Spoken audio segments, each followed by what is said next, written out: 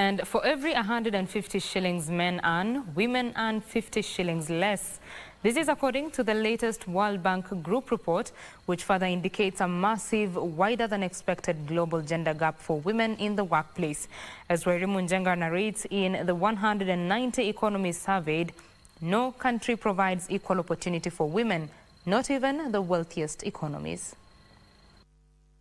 The latest Women, Business and Law report by the World Bank recognizes the progress made over the decades in enacting equal opportunity laws for women. However, women still enjoy less than 2/3 of the legal rights available to men and not 3/4 as previously. The report, which expanded the scope of its analysis, adding to indicators, safety from violence and access to childcare services, shows women on average enjoy just 64% of the legal protections that men do, a decline from the previous estimate of 77%. When these additional indicators taken into consideration, no country provides equal opportunity for women, not even just one high-income economy. The report further highlights a massive gender gap for women in the global workplace, which they say is much wider than previously thought, and that women earn just 77 cents for every dollar paid to men. For instance, out of 190 economies, 98 economies have enacted legislation mandating equal pay for women for work of equal value.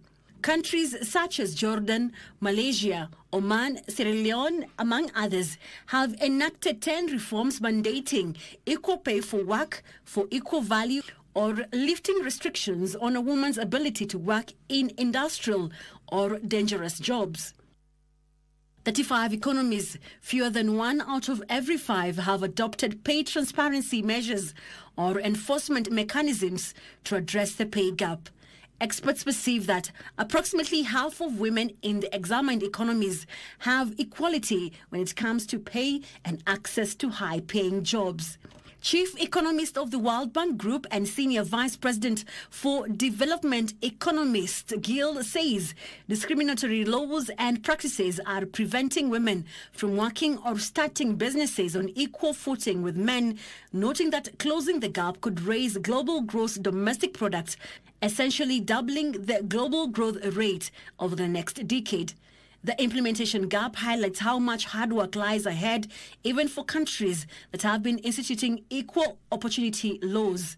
Togo, for instance, has been a standout among sub-Saharan economies, enacting laws that give women roughly 77% of the rights available to men. Wairimu Njenga for Prime Edition.